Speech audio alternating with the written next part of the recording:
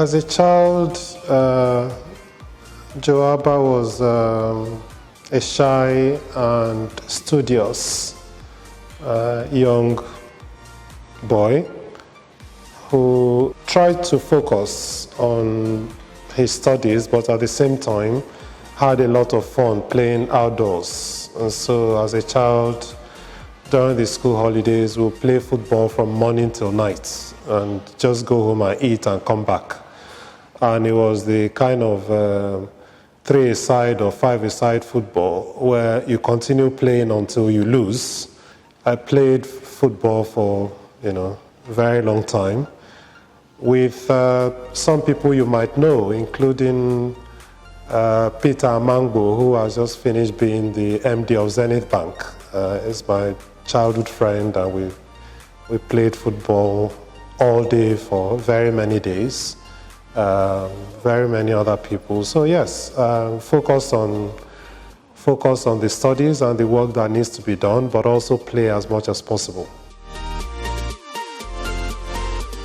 I think they were not extremely strict. They were disciplined, but not too strict. I was able to play. I was able to do the things that any young person could do. But I think they were very clear where the boundaries were. So there were certain things you could not do. But there were other things that they just allowed you to do and encouraged you to do. And one thing with my parents actually is that they went out of their way to reassure you and tell you, you are good, you are intelligent, don't let anybody tell you otherwise. There's nothing you cannot achieve if you set your mind to it. If you work hard enough, you can get to anywhere you want to get to. So there was that constant guidance all the way through. And even after I got my PhD, my dad was still correcting my English. So he will still tell you this is how to say it and this is the proper way to construct a sentence.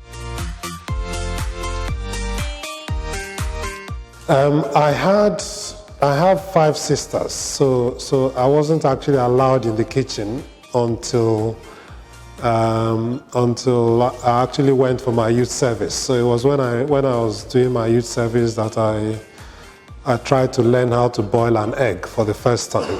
And what I actually did was I boiled the water first and then dropped the egg inside it and it scattered. And that's when I went to my friend Barry and said, look, this cooking thing, you need to teach me how to do it. So I actually learned how to cook during my youth service in Jos. And yeah, I think I've become decent at it. And I cook at home occasionally. Not as often as I used to before, but I still do occasionally.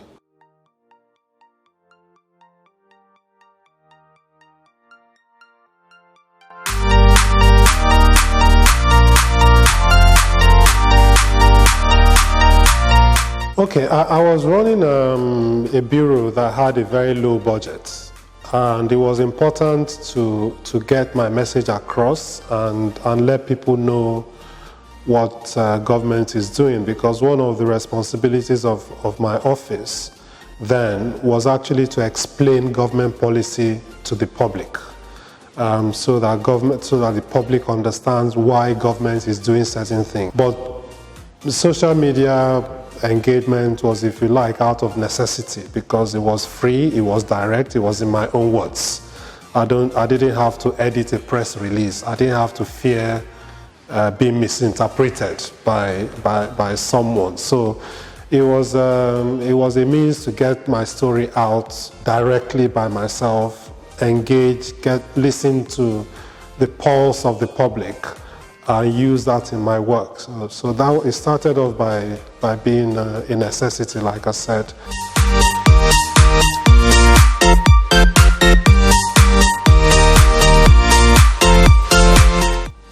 I think you get that from all quarters, because even when I was in government, I criticized government when it got something wrong and praised them when they got something right. What I find is that a lot of people are very politically minded. So it doesn't matter what you say, so long as it's not favoring their political position. It doesn't matter how sensible it is, they will attack you for it. So you find that. The other thing is, having been in government, there's actually quite a lot of ignorance about how government functions within the public. That's not the fault of the public, because government doesn't do enough to educate people about how things work.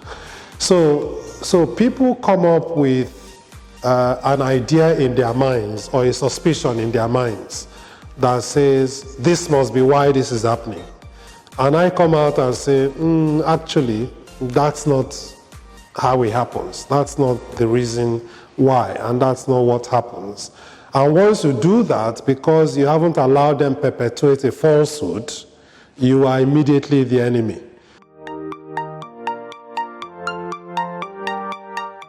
I think everyone should take the opportunity to serve their country. There are 200 million or so of us. So if out of 200 million, a president says come and serve, I think you should. I think everybody should do so. Having said that, I have served for 4 years as a DG. I have done 1 year NYSC. In fact, the 4 years as DG, I also count it as NYSC. So if you like, I've done 5 years. And it's not only me, there are 200 million of us. So others too should get an opportunity to serve, just like I've done. So my wife and I met in London, and I proposed to her exactly 4 hours after I met her. So we met, I went and said hello to her, and introduced myself, and she did, and I asked when she was going on break, and she told me, and I waited, and we spoke. We spoke for some time, and yeah, when she finished, I waited for her to finish her job, and yeah, at the end of 4 hours, I said to her, I'm going to marry you. And she said, you must either be drunk or on drugs. How can you just say you marry somebody you've just met? And I said, yeah, I knew it was you once I saw you. But it took another 2 years before we eventually got married, but I've never wavered. I've never had any doubts. And I still don't. We started off not having anything at all. Neither of us had any money, and I was studying for my master's. She came to join the university where I was doing my master's, and did her own degree. And yeah, we decided to get married, and yeah, by December I would have been married for 27 years. It actually started as a means of, as a form of satire against government, because I was in government then, and I needed to find a way to say certain things that I felt I was saying and nobody was listening. So it was a means of me being able to criticize government while I was working in government. It was an alter ego, and it was a means of using satire to talk about certain serious issues.